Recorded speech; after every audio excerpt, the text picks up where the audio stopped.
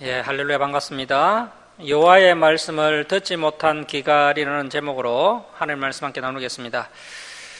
우리가 지난주일부터 아모스서를 살펴보고 있는데요. 이 아모스의 이름의 뜻이 짐꾼 또는 무거운 짐을 진 자라는 뜻을 가지고 있습니다. 이 아모스 선지자는 양을 치는 목자였고 또 뽕나무를 재배하는 농부였습니다. 자, 이처럼 하나님께서 농부 출신 아모스를 이렇게 선지자로 부르셨다는 것은 당시의 그 지도층인 그 레인들이나 제사장들 중에서 쓸만한 사람들이 없었다는 것입니다. 자, 그리고 이 아모스는 남유다 사람인데 하나님께서 남유다 사람을 북이스라엘 선지자로 보내셨다는 것이죠. 그리고 이 아모스가 활동했던 시대는 북이스라엘이 경제적으로 가장 풍요롭고 가장 번성했던 시대였습니다. 하지만 늘 그렇듯이 진리가 없는 부와 번영은 오히려 독이 됩니다. 여로보암 2세 때 그렇게 경제적으로 찬란한 풍요와 번영을 누렸지만 오히려 영적으로는 상당한 암흑기를 맞이하였습니다. 자, 그리고 이 아모스서가 무엇보다도 저와 여러분에게 중요한 이유는 당시 그 타락한 북이스라엘의 모습이 오늘날 타락한 이 시대의 모습과 너무 비슷하기 때문에 우리에게 중요한 역사적 교훈을 제시해주고 있다는 것입니다.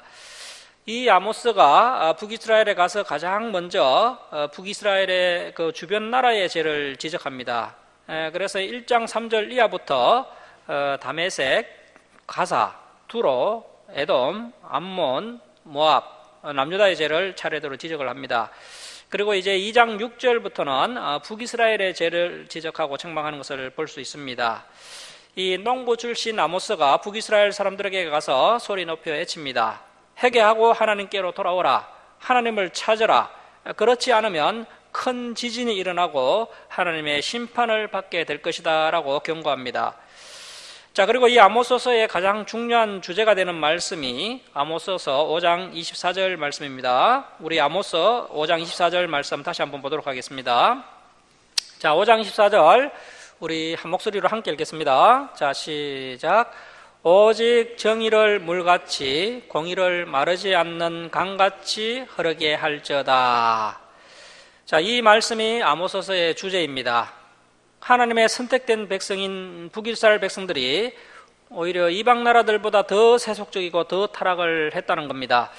또한 이 모습은 오늘날 우리 교회의 모습이기도 합니다. 교회마다 주의를 지키고 또 강단에서 하나님의 거룩한 말씀이 선포되고 있지만 그와 상반되게 우리 그리스도인들의 삶이 정의가 물같이 공의가 마르지 않는 강같이 흐르고 있지 않다는 것입니다. 이렇게 되면 결국 하나님의 핏값으로 사신 교회라 할지라도 버림받을 수밖에 없습니다. 오늘은 아모스서 6장부터 보도록 하겠습니다. 6장 역시 아모스가 계속해서 북이스라엘의 죄를 지적합니다.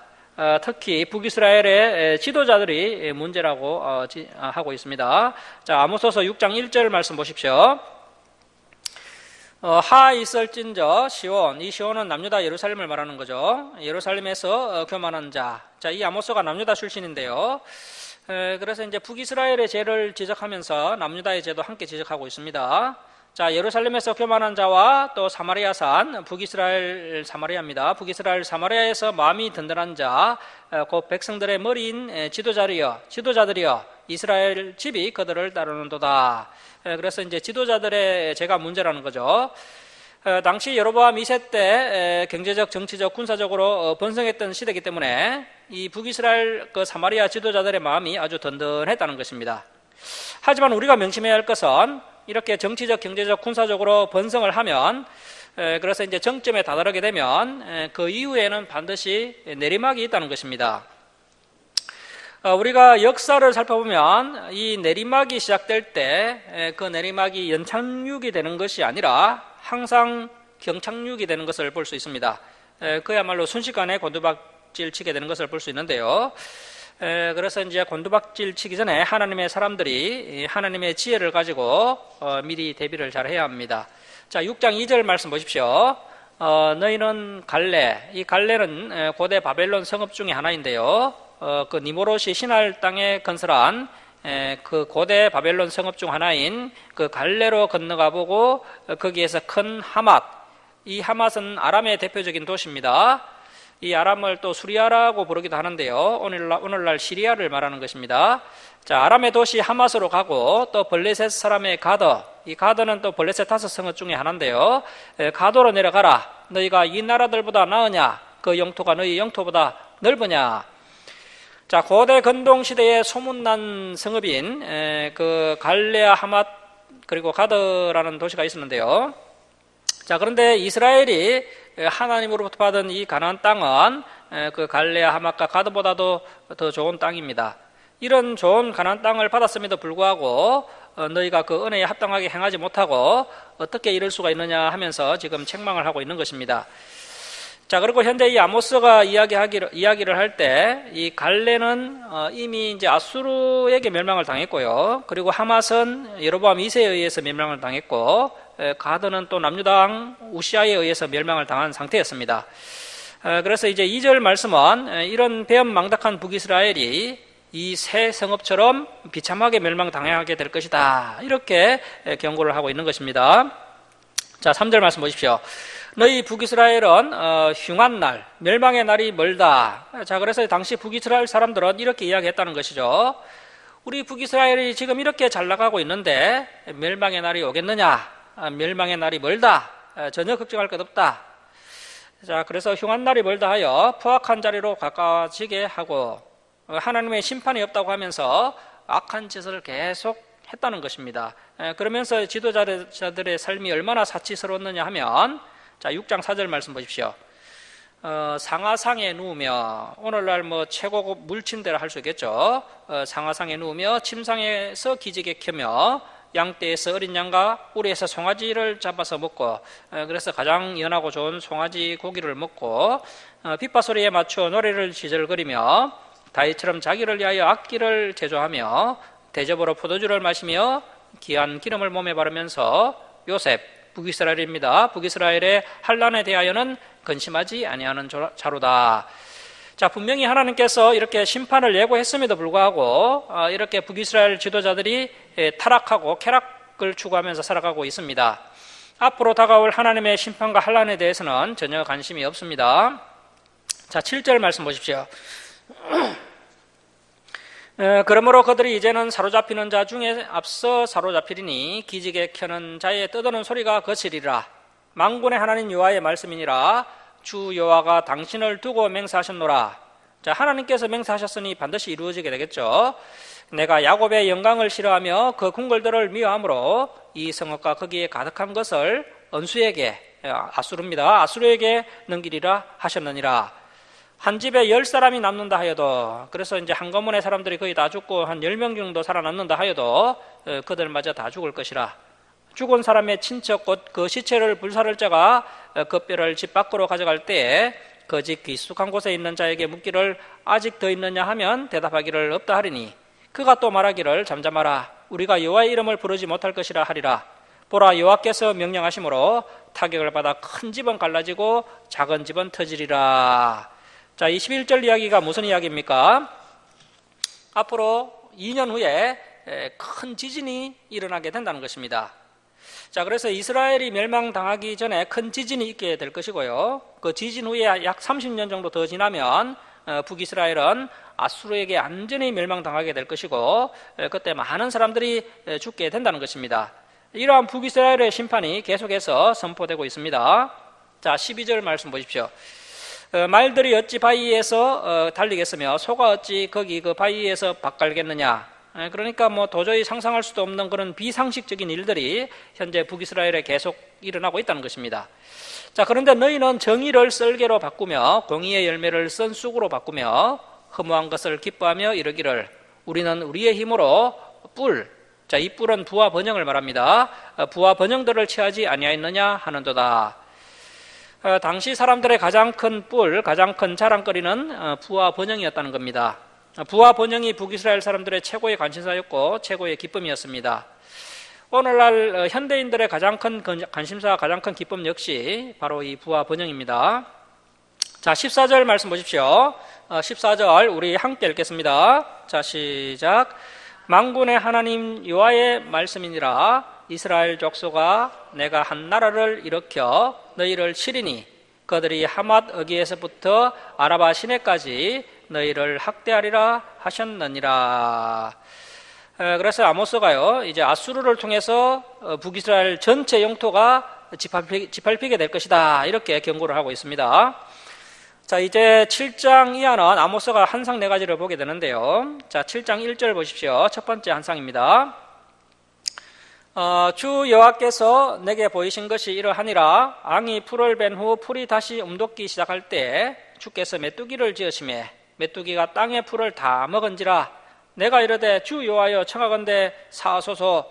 야곱이 북이스라엘이 미약하오니 어떻게 서리이까 하매 여호와께서 이에 대하여 뜻을 돌이키셨으므로 이것이 이루어지지 아니하리라 여호와께서 말씀하셨느니라. 자, 아모스가 이제 메뚜기 재앙 한상을 봤는데요. 이 메뚜기 재앙은 아모스의 중보 기도로 인해서 이루어지지 않게 됩니다. 이 메뚜기 재앙이 임하게 되면 그 땅에는 아무것도 남지 않게 됩니다. 메뚜기 떼가 싹 다 먹어치워 버립니다. 자, 이제 4절은 두 번째 한상입니다.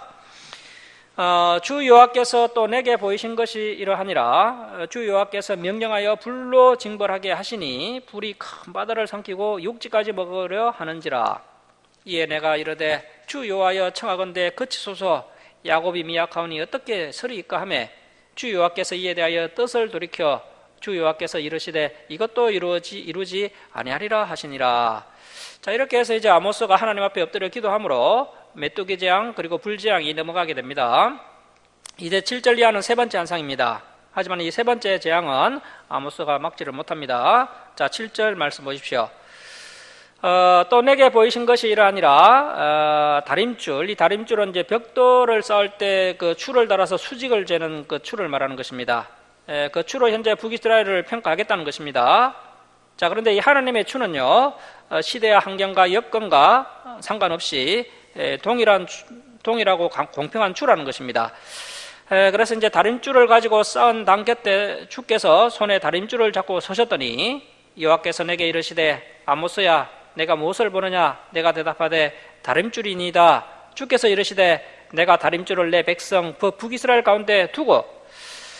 그래서 그 북이스라엘의 행위를 정확히 재어서 내 백성이라고 해서 더 용서해주고 더 자비를 베푸는 것이 아니라 그동안 그 열방을 심판했던 것 같은 그 똑같은 다림줄로 너희 북이스라엘을 다시는 용서하지 아니하리니. 이삭의 산당들이 항폐되며 북이스라엘의 성소. 자, 이 북이스라엘의 성소는 단, 베델, 길갈 이러한 장소였는데요. 이 장소는 하나같이 우상 숭배 중심지로 전락을 하고 말았습니다. 자, 그 북이스라엘 성소들이 그 우상 숭배한 죄 때문에 파괴될 것이라. 내가 일어나 칼로 여로보암 2세를 말합니다. 여로보암 2세의 집을 치리라 하시니라. 그래서 우리가 이제 뒤에 그 호세아서를 보면요, 하나님께서 크게 두 가지를 심판하시는데 첫 번째는 여로보암 2세의 집안을 심판합니다. 그리고 두 번째, 북이스라엘을 완전히 멸망시켜 버리십니다. 이 두 가지 심판을 하나님께서 계획하고 계신 것을 볼 수 있습니다. 자, 그래서 이제 하나님께서 일반 백성들은 그래도 좀 살려주겠다는 여지가 남아있는 것을 볼 수가 있고요. 하지만 북이스라엘 여로보암 2세 이러한 집안, 지도자들의 집안은 완전히 끝장내겠다고 하십니다. 자, 그리고 이제 10절 이하는 이러한 마지막 때에 어김없이 또 거짓 선지자가 등장하는데요. 이 거짓 선지자가 참 선지자 아모스를 북이스라엘 왕 여로보암 2세에게 고발하는 장면이 나옵니다. 자, 10절 말씀 보십시오. 때에 베델의 제사장 아마샤. 자, 이 베델은 북이스라엘 종교의 중심지였는데, 그런데 이 베델이 이제 우상 숭배하는 장소로 변질이 되었습니다. 그래서 이제 베델의 제사장 아마샤는 금송아지 우상을 섬기는 제사장입니다. 이 아마샤는 당시 상당한 권력자였는데요. 자, 이 아마샤가 이스라엘 왕 여로보암에게 전가를 보내어 이르되 이스라엘 족속 중에 아모스가 앙을 모반하니. 자, 그래서 아모스가 반역을 도모하고 있습니다. 그 모든 말. 그래서 이 아모스가 얼마나 강하게 해쳤던지 그 아모스의 모든 말을 이 땅이 견딜 수 없나이다.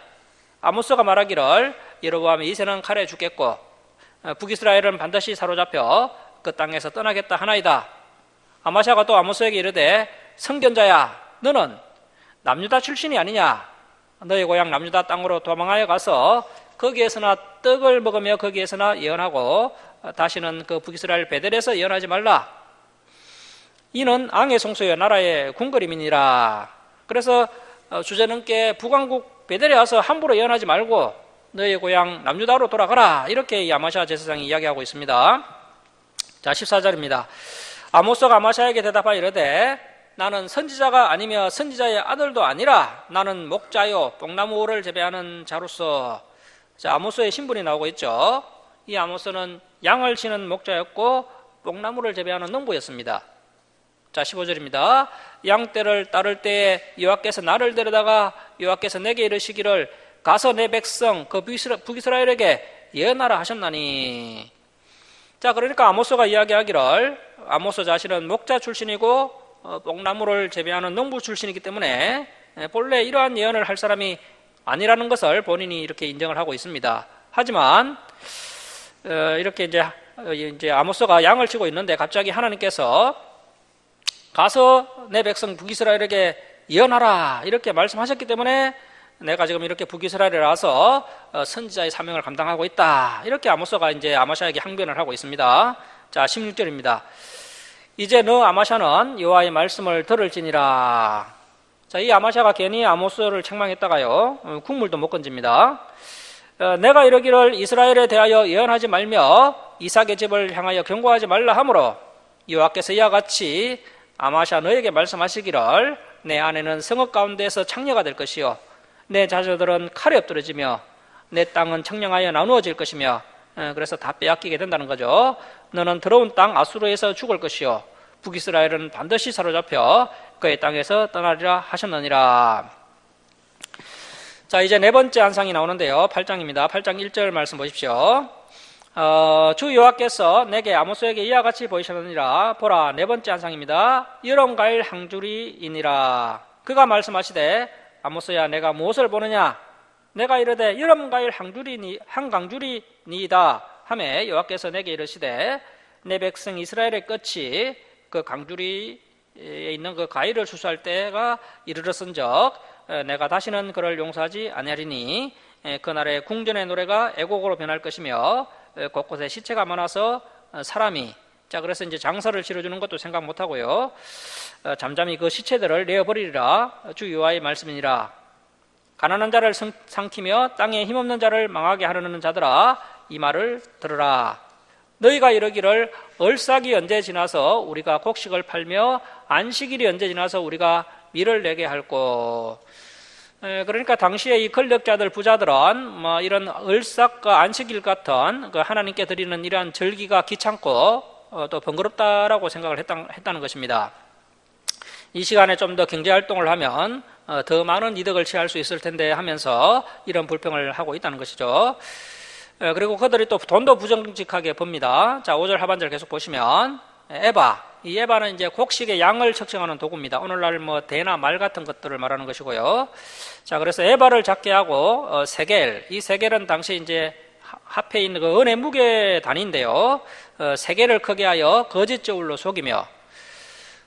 그래서 이제 에바를 작게 해서 곡식을 팔 때는 양을 줄여서 이제 팔았다는 것이고요. 또 거짓 저울로 세겔은 크게 해서 이제 실제 물건값보다도 더 많은 은을 받아서 폭리를 취했다는 것입니다. 자, 심지어 6절 보시면 은으로 힘없는 자를 사며 신 한 켤레 값으로 가난한 자를 사며 찌꺼기 밀을 팔자 하는도다. 당시에 이제 북이스라엘 지도자들과 부자들은 이 재물에 대한 욕심이 너무 지나쳐서 그 가난한 자들의 인권이 이렇게 유린을 당했다는 것입니다. 가난한 사람들을 신 한 킬레 값을 받고 사고 팔았다는 것입니다. 그리고 이제 찌꺼기 밀은 상품 가치가 없는 밀인데요.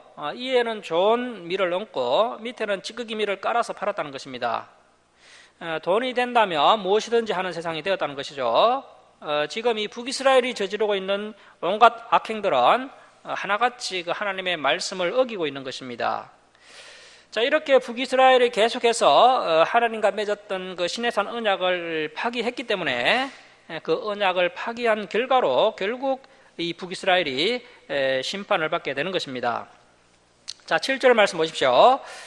여호와께서 야곱의 영광을 두고 맹세하시되 내가 그들의 모든 행위를 절대로 잊지 아니하리라 하셨나니. 이로 말미암아 땅이 떨지 않겠으며 그 가운데 모든 주민이 애통하지 않겠느냐.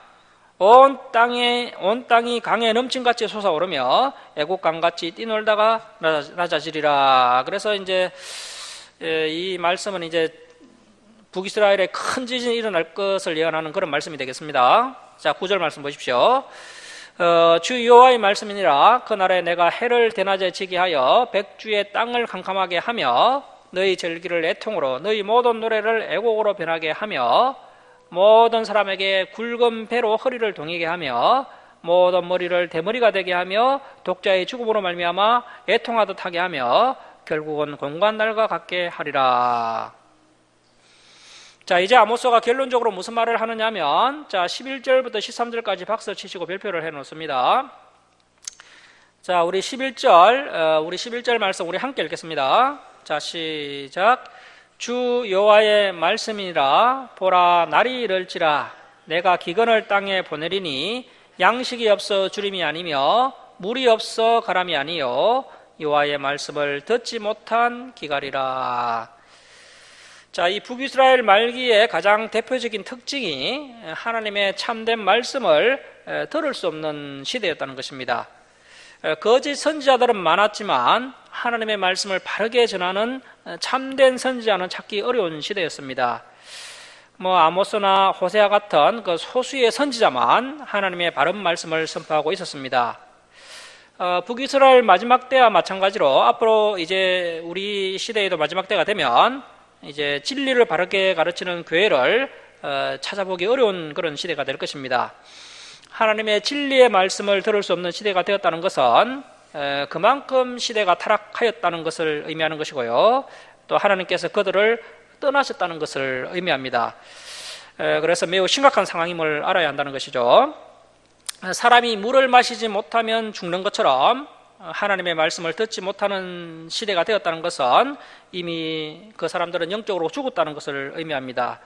그래서 이때가 되면 이제 정말 멸망할 때가 가까이 왔다는 것을 의미하는 것입니다. 자, 12절 말씀 보십시오. 사람이 이 바다에서 저 바다까지 북쪽에서 동쪽까지 그래서 하나님의 진리의 말씀을 듣고 싶어서 비틀거리며 여호와의 말씀을 구하려고 돌아다녀도 얻지 못하리니 그날에 아름다운 처녀와 젊은 남자가 다 갈아여 쓰러지리라. 자, 마지막 때가 되면 하나님의 진리의 말씀을 들으려고 아무리 찾아 헤매어도 아무런 말씀도 듣지 못하고 그래서 아무리 젊고 건강한 사람이라 할지라도 삶의 지표를 잃어버리고 쓰러질 수밖에 없다는 것입니다. 자, 그래서 우리 인생들에게 있어서 절대적으로 필요한 것이 바로 이 하나님의 말씀입니다.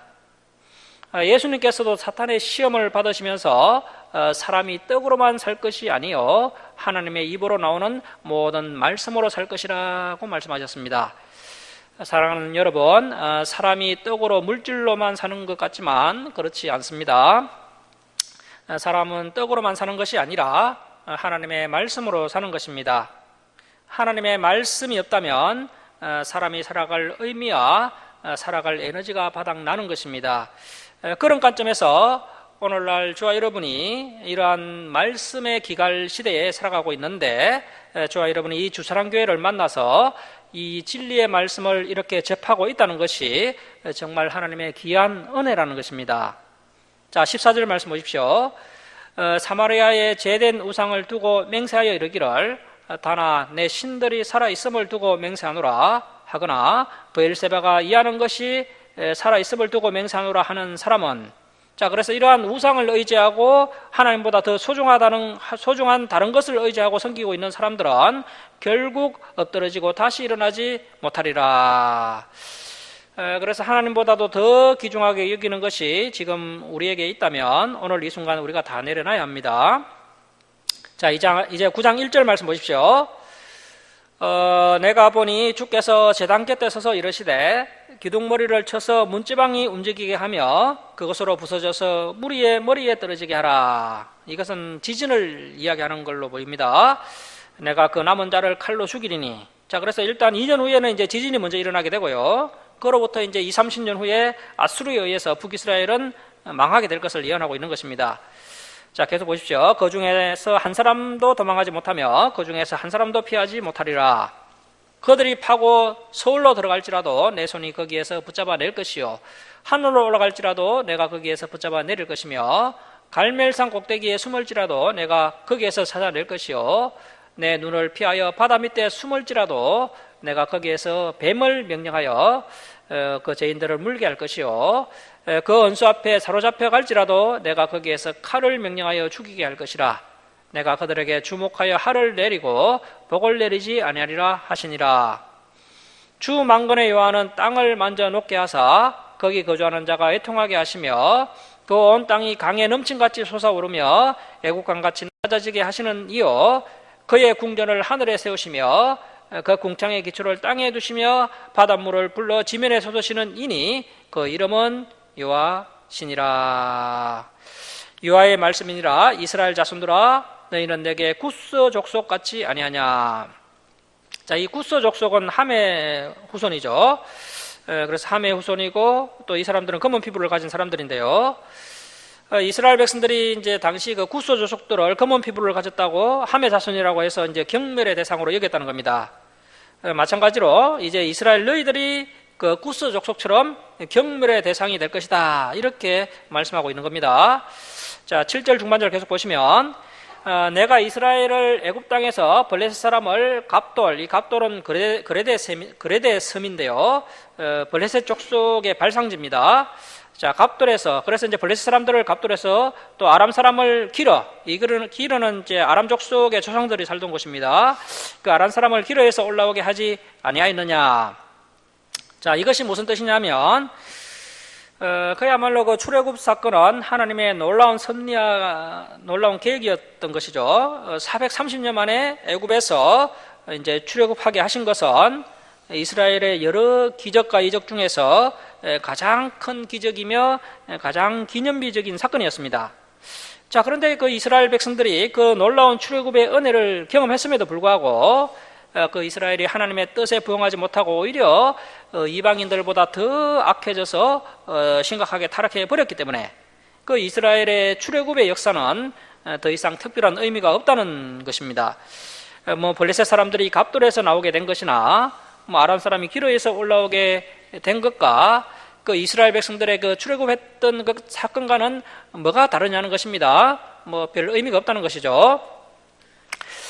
그래서 이렇게 이제 그 출애굽 사건이 이제 더 이상 전혀 의미가 없는 사건이 되고 말았는데 그 이유는 바로 하나님의 백성인 그 이스라엘 백성들이 신의 산 언약을 저버리고 세상 사람들보다 더 타락해 버렸기 때문이라는 겁니다.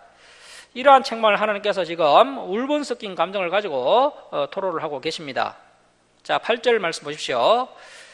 보라, 주 여호와의 눈이 범죄한 나라를 주목하노니 내가 그것을 지면에서 멸하리라. 그러나 야곱의 집은 온전히 멸하지는 아니하리라. 자, 이러한 심판 가운데 하나님의 긍휼이 계속해서 일어나고 있습니다. 분명히 공의의 잣대로 봤을 때 이스라엘은 완전히 진멸당하고 멸절당해야 옳습니다. 그럼에도 불구하고 하나님의 긍휼로 인해서 온전히 멸하지는 아니하리라. 여호와의 말씀이니라. 보라, 내가 명령하여 이스라엘 족속을 만국 중에서, 자, 줄을 치겠습니다.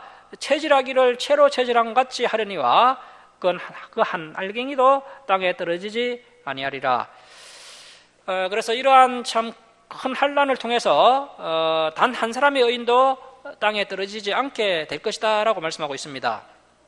자, 우리가 생각하기에는 하나님께서 지진으로 온 땅을 뒤엎어 버리시고 또 그 북이스라엘을 아수르를 통해서 칼로 진멸시키실 때 그러한 큰 환난 중에 의인도 함께 상하지 않겠나 이런 걱정을 하게 되는데요. 하지만 그 체질을 하면 할수록 어떻게 됩니까? 체질을 하면 할수록 알곡은 점점 그 안으로 들어오게 되고요. 쭉정이는 날아가는 것처럼 이 환난이 마치 체질과 같아서 환난이 임하면 임할수록 알곡과 쭉정이가 이렇게 분명히 구분이 된다는 것입니다. 환난을 통해서 의인은 오히려 하나님의 품 안으로 더 들어가게 된다는 것이죠. 그래서 아무리 북이스라엘 가운데 큰 멸망이 임하게 되더라도 의인은 단 한 사람도 하나님께서 상하지 않게 하시겠다 이런 말씀을 하고 계십니다. 그래서 어떻게 보면 이 환난의 시대가 참으로 참 힘들고 고통스러운 시대지만 이 환난의 시대가 와야지만 체질이 일어나게 되는 것이고요. 그래야 또 알곡과 쭉정이가 가려지게 되는 것이기 때문에 사실 그 의인의 관점에서 봤을 때는 이 환난이 오히려 복이 된다는 것입니다. 자, 10절 말씀 보십시오. 내 백성 중에서 말하기를 하가 우리에게 미치지 아니하며 이러지 아니하리라. 자, 오늘날도 대부분의 사람들이 뭐 긍정 축복 이러한 이야기만 하고 하나님의 심판에 대해서는 전혀 생각하지 않는데요. 자, 이렇게 말하는 모든 죄인은 칼에 죽으리라. 자, 그리고 이제 11절 이하는 전혀 다른 내용이 나옵니다. 자, 11절 말씀 보십시오. 그날에, 여기서 이 그날은요, 히브리어로 하욤이라고 하는데요. 이 하욤은 하나님께서 정하신 어떤 특별한 날을 의미합니다. 그래서 이제 11절에서 15절까지는 하나님께서 정하시는 어떤 특별한 그날입니다. 이 날은 이제 지진이 일어나고, 실제로 이제 북이스라엘이 멸망당하고 난 이후에 먼 미래에 성취될 내용입니다. 자, 그날에 내가 다윗의 무너진 장막을 일으키고, 자, 그래서 이스라엘이 심판받게 될 것이지만 다시 회복시켜 준다는 것입니다. 무너진 장막을 일으키고 그것들의 틈을 막으며 그 허물어진 것을 일으켜서 옛적과 같이 세우고, 그들이 이 에돔은 에서의 후손들이죠. 에서의 후손의 남은 자와 내 이름으로 일컫는 만국을 기업으로 얻게 하리라. 이 일을 행하시는 여호와의 말씀이니라. 여호와의 말씀이니라. 보라, 날이 이를지라. 그때에, 자, 줄을 치겠습니다.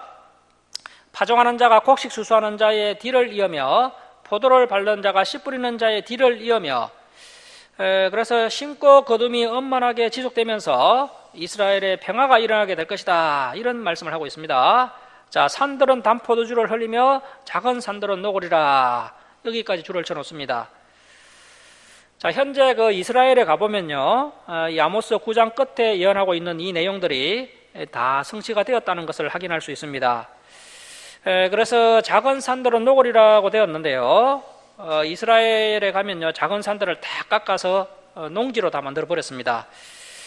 그리고 이제 갈릴리 호수의 물을 파이프로 연결해서요, 이스라엘 땅 전체에 이제 물을 공급해서 농사를 짓고 있습니다. 그래서 뭐 팔레스타인 땅은 그렇게 척박하지만 이 이스라엘 땅은 뭐 포도나무, 감람나무, 종려나무, 무화과나무 같은 그런 나무들을 많이 심어서 그렇게 뭐 풍성한 충수를 하고 있는데요. 그래서 이제 그야말로 낙원을 만들어 놓았다는 겁니다. 그래서 이제 이스라엘은 뭐 또 일조량도 좋고 이렇게 파이프로 물을 공급해 놓았기 때문에 정말 그 13절 말씀처럼 단포도주가 엄청나게 생산되고 있습니다. 그래서 이 말씀들은 이미 다 성취가 된 내용들입니다. 자, 14절 말씀 보십시오. 내가 내 백성 이스라엘이 사로잡힌 것을 돌이키리니 그들이 황폐한 성읍을 건축하여 거주하며 포도원들을 다시 가꾸고 그 포도주를 마시며 가은들을 만들고 그 열매를 먹으리라. 그래서 현재 다 성취가 된 예언입니다. 자, 15절 말씀 보십시오. 자, 15절 줄을 칩니다. 내가 그들의 땅에 다시 심으리니, 자, 지금 이미 심겨졌죠. 여기에 1948년 5월 14일 성취라고 적어놓습니다. 1948년 5월 14일 성취. 이스라엘이 AD 70년에 로마 티투스 장군에 의해서 완전히 멸망을 당하고요. 그 후에 그들은 나라를 잃고 이리저리 떠돌다가 1948년 5월 14일에 현재 이 이스라엘 땅을 다시 회복하고 독립을 선언했습니다. 자, 그래서 다시 심으리니 그들이 내가 준 땅에서 다시 뽑히지 아니하리라. 내 하나님 여호와의 말씀이니라. 여기까지 줄을 쳐놓습니다.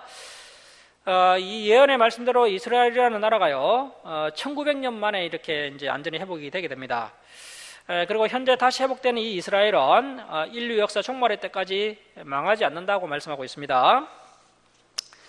그 1967년 6월에 이스라엘과 아랍 촌연합군들 간의 6.1 전쟁이 있었죠.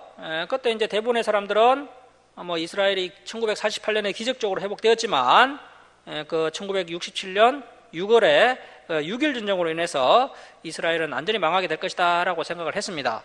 하지만 놀랍게도 그 6.1 전쟁에서요, 이스라엘이 그 아랍 연합군들을 이기고 아랍 연합군에게 크게 승리를 거두었습니다. 그때 그 이스라엘 군인들의 호주머니 속에 들어있던 말씀이요, 바로 이 아모스 9장 14절과 15절 말씀입니다. 그래서 뭐 어떤 놀라운 신무기가 그들에게 있었던 것은 아니고요, 바로 이 아모스 9장 15절과 16절 말씀을 그 이스라엘 군인들이 붙잡고 이 6.1 전쟁에서 승리를 하게 되었다는 것입니다. 자, 이렇게 해서 현재 이 아모스의 예언은요 다 성취가 되었습니다. 그래서 아모스가 예언했던 것처럼 앞으로 이제 2년 후에는 정말 큰 지진이 일어나게 되었고요. 그리고 약 30년 후에는 아수르에 의해서 북이스라엘이 완전히 멸망당하고 비참한 최후를 맞이하게 되었습니다. 그래서 이제 아모스 끝에다가 호세아라고 적어 놓습니다. 호세아. 다음 주일에는 호세아서를 살펴보도록 하겠습니다. 사랑하는 성도 여러분, 우리의 삶 가운데 정의가 물같이, 공의가 마르지 않는 강같이 흐르는 구체적인 선한 행동들이 있기를 바랍니다. 그리고 사람이 떡으로만 사는 것이 아니라 하나님의 말씀으로 산다는 것을 다시 한번 명심하시기 바랍니다. 그래서 우리가 하나님의 말씀을 열심히 배우고 이 말씀을 통해서 우리가 살아갈 의미와 또 살아갈 에너지를 공급받아야 합니다. 이 말씀의 기갈 시대에 저와 여러분이 이 진리가 선포되는 이 자리에 나온 것이 큰 복이라는 사실을 잊지 마시고, 또한 이 진리의 말씀이 바로 생명의 말씀임을 믿으시고 한 주간 동안 이 말씀을 붙잡고 살아가는 저와 여러분이 되시길 주님의 이름으로 축원합니다.